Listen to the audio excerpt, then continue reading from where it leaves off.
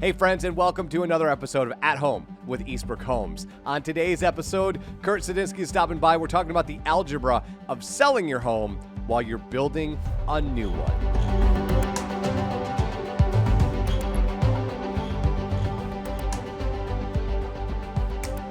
And as I said, my guest today, Kurt Suidinski, and we are talking, my friend, the number one question that I get after I talk to anybody from Eastbrook Homes on an episode of At Home with Eastbrook Homes is, hey, Eric, explain to me this algebra of I've got a house, and that house is going to sell in 45 seconds, and then I'm going to have another house in 9 months. What do I do in between of that? Like, what's the formula? And so, Kurt, I brought you on today because we want to talk about some strategies for selling your home while building a home. So first, how are you, my friend? I'm great. Yourself?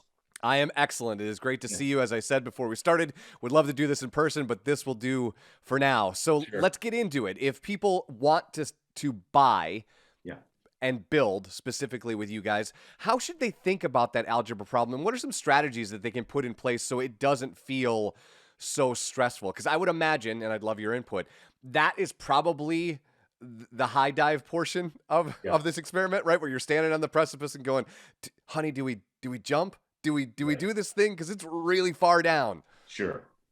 So it is. You hit it right on the head. That is obviously the logistics of going from A to B. How do we get there is the thing most moms want to know right away, right? Yes.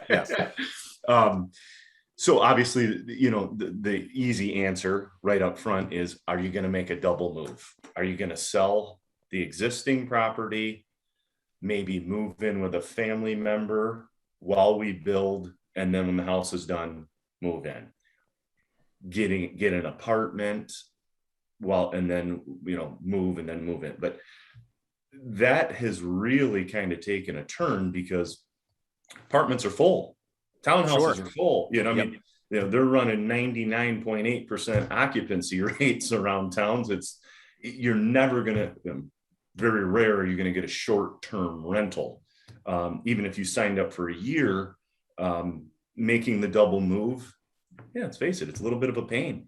For sure. Some people have to do it, but one thing that we've seen, the strategy that we've employed probably the most in the last 3 years, we've seen your existing home value increase significantly, obviously, year after year. Incredible jump in the last 18, 19 months. So people have some equity in their property. So house A they own, maybe they got 75 grand, 100 grand worth of equity in it, whatever, and they want to go build, or they want to, work with us in some way, shape, or form. Well, the cool thing is with Eastbrook, we will finance the build. Okay. So they don't have to worry about getting a construction loan. Got it. So we can take care of that portion. Huge for them. Yes. Very huge. Yes. So what we'll typically say is, okay, let's look at your existing property. You owe X on it and it's worth Y. So we've got whatever in equity, and we'll work with them. We can connect them with a lender and say, let's pull out a home equity line of credit. If you don't have the cash in the bank to give us, because what we need a down payment, right? They have to have some skin in the game. So we'll get a down payment from them based upon whatever their mortgage approval is for. There's different levels of approvals that our lenders will talk through with them on. Is it a 10% down deal? Is it a VA deal? What kind of financing are we putting at the end? So if that all works out and they say, okay, we got this equity in our house, we're going to tap into that. We're going to give Eastbrook a chunk of that equity. So they're comfortable, we're comfortable. We'll start construction. And then when we get to, let's say, 3-4 months out from being done with the house that we're building for them, put their house up for sale. Okay. Work the timing and possession out so we can marry those dates up, and then they can close on their home equity line of credit, close on their home, close on the new home as well. So there's a little bit of work done at the end, the beginning and the end, I should say, HELOC, and then timing up at the sale at the end.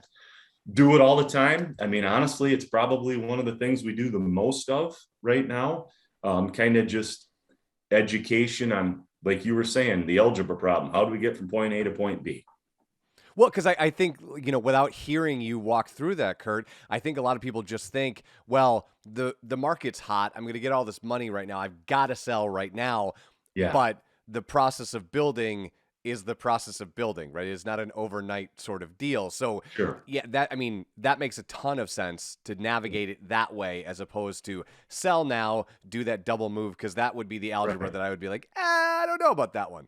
Right, right. And there are extenuating circumstances where, I mean, I've had people sell their house and the buyer waited 10 months for Oh, them to move wow. out.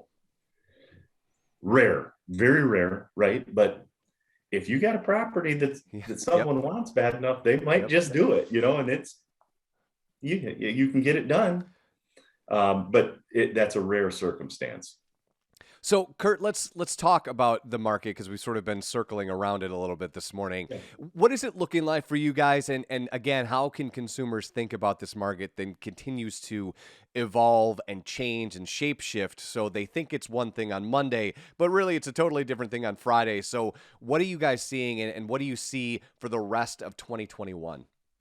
So it feels like we've kind of, we did the sharp incline, and it feels like we're leveling off, slightly increasing, which is good. Finally, needed, I think. Yep. We are still seeing a ton of out-of-state buyers, clients moving into West Michigan, which is only going to help increase values for everybody. A lot of people coming from the coast, a lot of Yeah. big metro areas. It feels like I talk to 2 people a week right now from Chicago.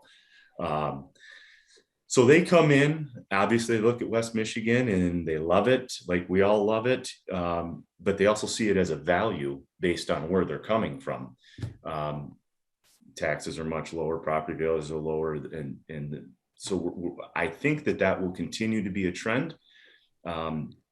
Personally, I think, COVID has forever changed the way we work, do business, where we can live and work. People are working, more and more people work from home. I don't know if that's changing anytime soon. It sure doesn't feel like it. Sure. So all of a sudden they realize, well, I guess I don't have to live downtown Chicago. My boss says I can do it from the beach as long as I get my work done. So I'm going to live where I want to live. And that being so, I think that's going to overall help West Michigan values. We see, we're still cranking along, still busy. Kind of some of the headwinds are trades. You and I were talking about that before we got on. The supply chain and trades are still headwinds. We don't see that changing. It feels like it gets a little bit better, then something else goes and, plays with us a little bit. But we need some of these high school, college kids to jump into the trade base a little bit here too. Yeah, I mean, you and I were talking beforehand, like I would love to see a world where that was something that we celebrated, the skill of the trades, because we still live in a country where we need human beings to build things. And right now, as you said, we need human beings to build a lot of things because we need a lot of things built at this point. Yeah.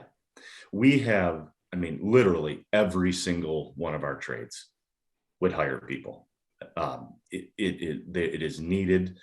And frankly, it's a great career choice. Absolutely. If it is a great way to get, even if it's a temporary career choice. It seems like people change careers throughout their life, but it's a great way to get started anyway, learn something, make some money instead of spending money. I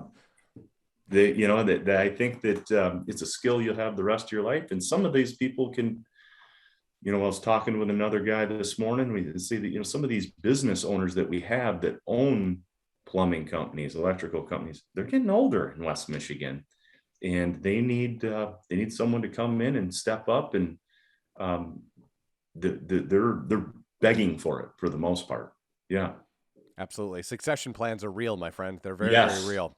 All right. Yeah. So before I let you go, though, because you've been in the market for a long time, Yeah. and this is for a lot of Michiganders, this brief 6-week period is some of their favorites. Do you have a fall season thing that you and your wife like to do that you could share with people that is a don't miss? Because obviously this is a very quick window for fall colors and apples Yeah. and that sort of thing. You got a tip you can give people? I was just telling you, we just ran up to Traverse City, and it was the first time we actually made it to Traverse City this year. And we said we need to go back when the colors change because we haven't done it in years. But I tell you, I think we're going to do that because we just, you forget it's 2 hours away and it's so great up there. And it was nice to see people out. And, I love going to the food trucks and hitting the wineries and everything. So I think we'll probably hit that again. My friend, it is always a pleasure to see you. We will talk again soon. Have a great week. All right, man. Thank you.